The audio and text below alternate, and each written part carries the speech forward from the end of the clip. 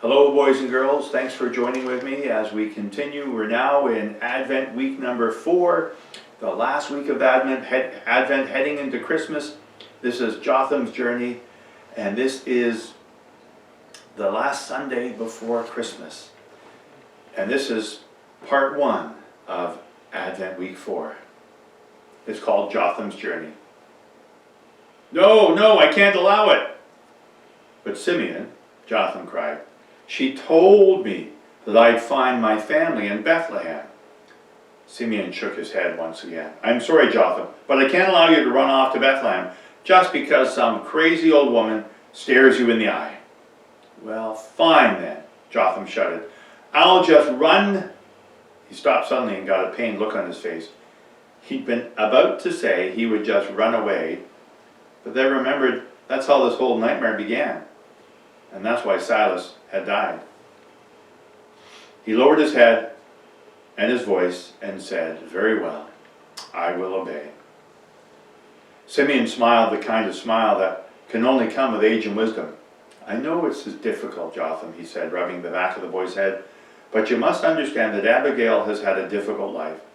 She sits in the temple and says whatever pops into her mind to anyone who's passing by.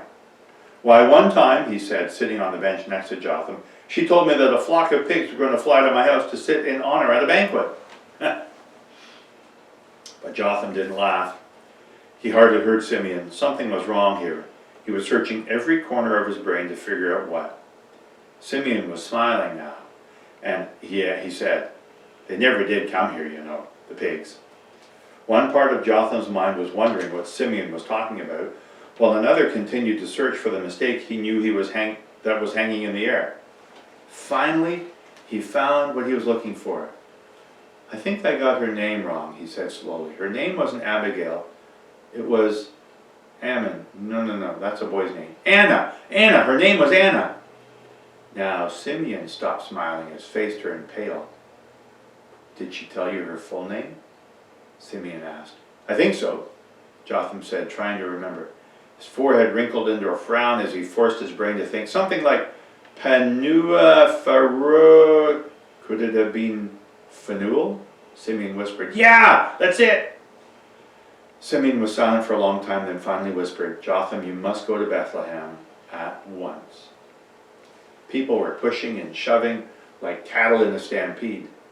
Jotham had never seen this many people on a road before.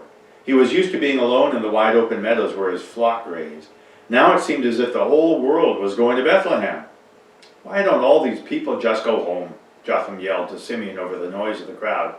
Simeon chuckled. That's exactly what they're doing, Jotham, he said. These people are all returning to the city of their birth for the Roman census.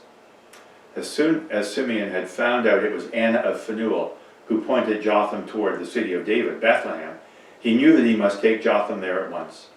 Anna was a devout woman who was very close to God. She fasted and prayed all day and almost never left the temple. Like Simeon, Anna was waiting for the arrival of the Messiah, and she too was full of the Holy Spirit.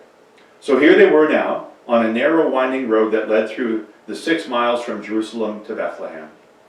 Simeon had laughed at Jotham's impatience, but as a donkey stepped on his big toe, he began to think that maybe the whole world was on this road. Is that it? Jotham yelled for the 12th time, having seen a small building up ahead. No, that's not Bethlehem either, Simeon said patiently. What was taking so long, Jotham wondered. It felt like days since they had said goodbye to Ishtar and left Simeon's house. Jotham went back to searching the hillsides. All along the route, there were shepherds tending their flocks on the hills overlooking the road, but none were the sheep of his father, and he saw no one that he recognized. Then they crested a hill, and Jotham saw a small group of buildings below. That is Bethlehem, Simeon said, with a smile in his voice. If you were Jotham, do you think you might be as eager as he is to get to Bethlehem to find your family? Do you think Jotham might even find something better in Bethlehem?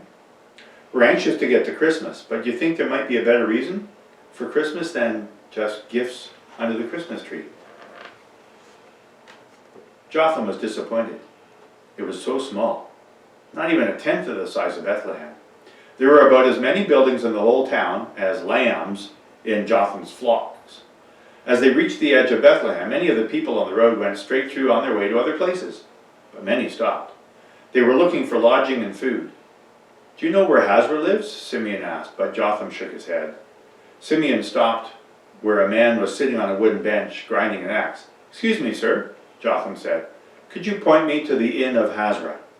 "2 houses that way," the man pointed with his axe toward the road that they had been traveling on. "Go right, and then 3 buildings over." "Thank you," Simeon said, and handed him a small coin. Simeon took Jotham by the hand once more and led him through the crowd. Hazra's inn was 2 stories high and made of stone, and it was right where the man had said it would be. As they opened the huge wooden door and walked in, Hazra grinned like a bridegroom. "Jotham of Jericho!" he yelled. "By all that is good and holy, I thought I'd never see you again." Jotham gave Hazra a big hug. "It's good to see you," he said, "and I bring you glad tidings." "Oh, what is that?" Jotham stepped back and grinned. "Nathan of Qumran is alive." Hazra almost fell over, but he grabbed the table, and then he sat down. "That is good news," he said. "But how do you know this?" Jotham explained all about being kidnapped by Decca and the rescue by Nathan and Caleb. "But our friend Silas?" he asked Jotham when he finished. "Silas really was killed by Decca," Jotham said softly. Hazra hung his head in silence. "Ah, may he live and reign with Jehovah God now," he said. A moment later he raised his head and smiled. "At least Nathan is alive, and I shall have to reward my friend Seth the next time I'm in Jericho. But now, my young shepherd, I must get back to work. As you can see, I have a lot of work."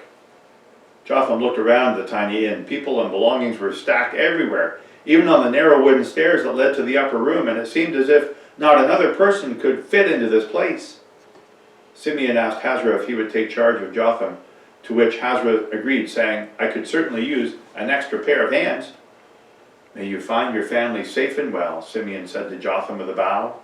Jotham gave Simeon a hug and decided he was tired of making wonderful new friends, only to have to say goodbye to them right away. "I will tell my father of your kindness," Jotham said. And Simeon bowed also to Hazra and thanked him. Then he was back home to Jerusalem. "Well, Jotham," Hazra said, wrapping his arms around Jotham's shoulders, "perhaps you could start by cleaning out the stable." Jotham had great expectations of what Bethlehem would be like, but was disappointed at the small village he found. He didn't understand that great things can come in unexpected ways. What expectations do you have for Christmas? Do you suppose there's something about Christmas that's great enough to make it a special day? Even if you didn't get any presents?